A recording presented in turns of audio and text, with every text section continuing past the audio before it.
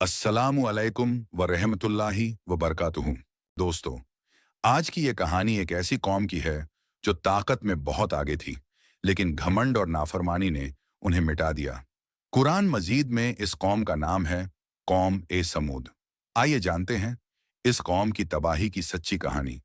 कौम ए समूद वो लोग थे जो कौम ए आद के बाद आए। कौम ए आद की हलाकत के बाद कुछ लोग बचे जिनकी नस्ल से ये नई कौम बनी और इन्हें आद ए सानिया यानी दूसरी आद कहा गया। ये लोग हिज्र नाम की जगह पर रहते थे, जहां आज भी उनके घरों के निशान मौजूद हैं। उन्होंने पहाड़ों को काटकर सुंदर मकान बनाए और तामीरात निर्माण में बहुत माहिर थे। लेकिन जैसे जैसे ये दुनिया में तरक्की करते गए, वैसे वैसे अल्लाह को भूलते गए। समूद कौम के वही लोग हैं जो पहले आद की हलाकत के बाद हजरत हुद अलैहिस्सलाम के साथ बच गए थे और उनकी नस्ल आद सानिया द्वितीय आद कहलाई। उनको समूद इरम भी कहा गया। समूद की बस्तियां, समूद की आबादियां हिज्र में थीं। हिंजाज और शाम के दरमियान वादी कुरा तक जो मैदान नजर आता है, यह सब उनके रहने की जगह है। समूद की बस्तियों के खंडहर और निशान आज तक मौजूद हैं।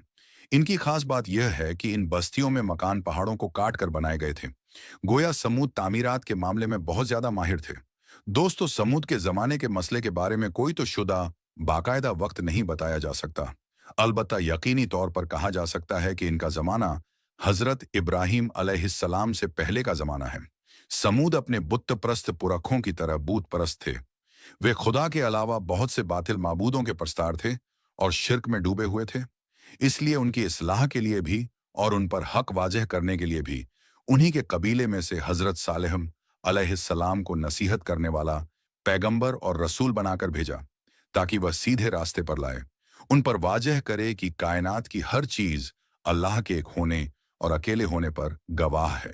उन्हें अल्लाह की नेमतें याद दिलाए और बताए कि परस्तिश और इबादत के लायक एक अल्लाह के अलावा दूसरा कोई नहीं।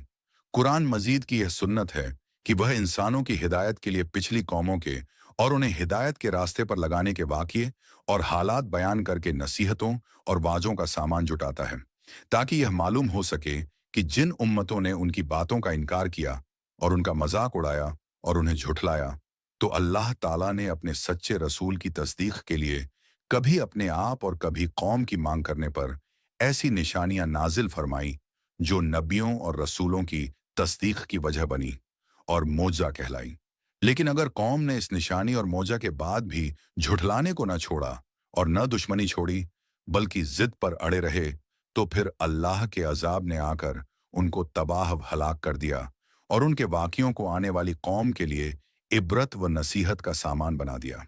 हजरत सालेह अलैहिस्सलाम कौम को बार बार समझाते और फरमाते रहे, पर कौम पर बिल्कुल असर न हुआ, बल्कि उसकी दुश्मनी तरक्की पाती रही और उसका विरोध बढ़ता ही रहा और वह किसी तरह बुत परस्ती से बाज न आई।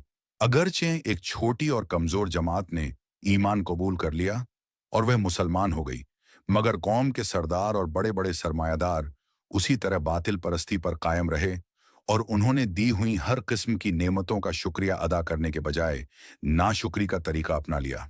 वे हजरत सालेह अलैहिस्सलाम का मजाक उड़ाते हुए कहा करते कि सालेह अलैहिस्सलाम, अगर हम बातिल परस्त होते, अल्लाह के सही मजहब के इनकारी होते और उसके पसंदीदा तरीके पर कायम न होते, तो आज हमको यह सोने चांदी की बहुतात, हरे भरे बाग और दूसरी नेमतें हासिल न होती।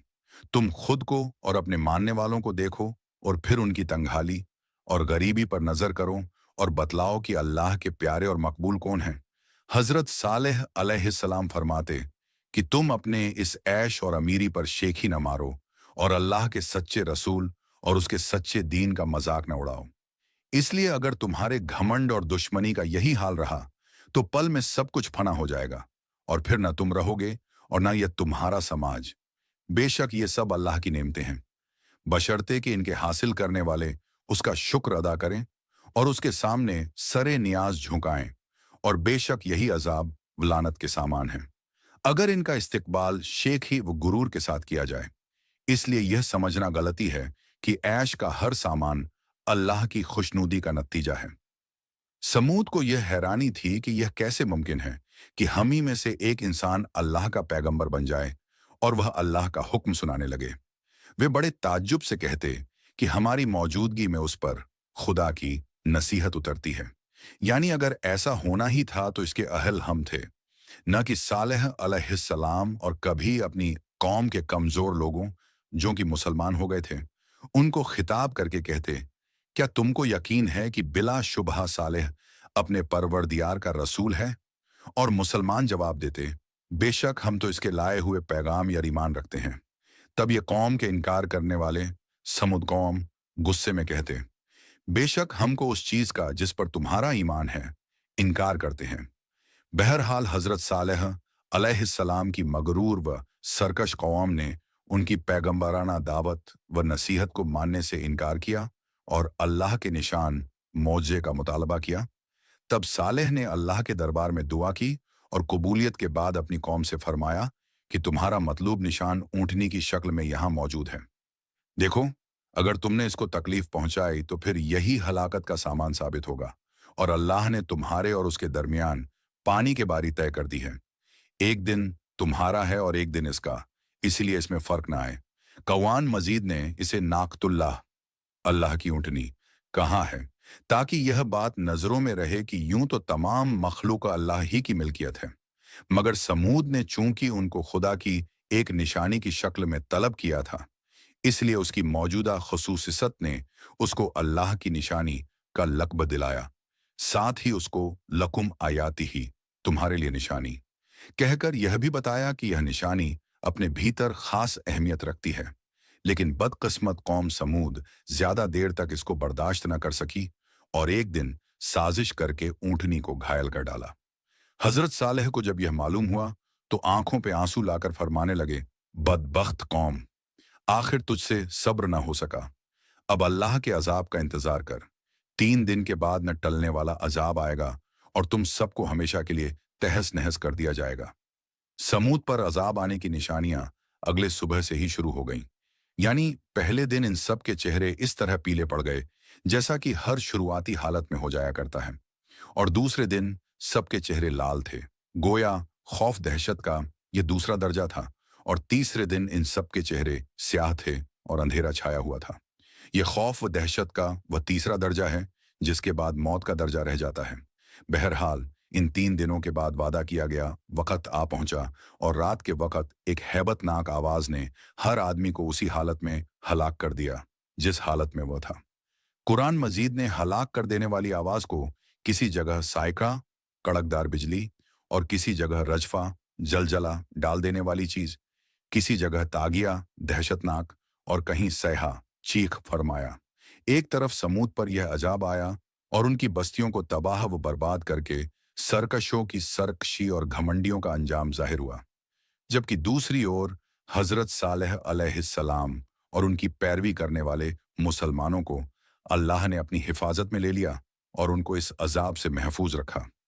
अल्लाह की सुन्नत यही रही है, मगर अल्लाह की इस सुन्नत से नबी अकरम सल्लल्लाहु अलैहि सलाम की रिसालत का पैगाम अलग है, इसलिए कि आपने साफ कहा है कि मैंने अल्लाह से दुआ मांगी कि वह मेरी उम्मत दावत हो या उम्मत इजाबत में अजाब मुसल्लत न फरमाए, और अल्लाह ताला ने मेरी दुआ कबूल फरमा ली।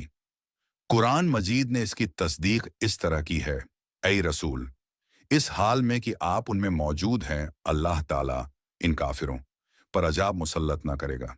लेकिन जो कौम अपने नबी से इस वायदे पर निशान तलब करे कि अगर उनका मतलूब निशान जाहिर हो गया तो ये जरूर ईमान लाएंगे, फिर ईमान न लाए तो उस कौम की हलाकत यकीनी हो जाती है। अल्लाह ताला जब तक कि वह तौबा न कर ले और अल्लाह के दीन को कबूल न कर ले या अल्लाह के अजाब से सफाए हस्ती से मिटकर दूसरों के लिए इबरत का सबब न बन जाए। ये मोहलिक गलती और नफ्स इंसान खुशैशी, रफाहियत और दुनियावी जाहव जलाल देखकर ये समझ बैठे हैं कि जिस कौम या फर्द के पास ये सब कुछ मौजूद है वह जरूर अल्लाह ताला के साए में है और उनकी खुशैशी अल्लाह की खुशनूदी की निशानी है। दोस्तों, इस कहानी में बड़ी इबरत सीख है। अल्लाह की नेमतें अगर शुक्र के साथ ली जाएं तो बरकत बनती है, लेकिन घमंड के साथ ली जाएं तो अजाब बन जाती है। जो लोग नबी की बात नहीं मानते उनका अंजाम हमेशा बुरा होता है, और जो ईमान पर डटे रहते हैं उन्हें अल्लाह हमेशा बचा लेता है।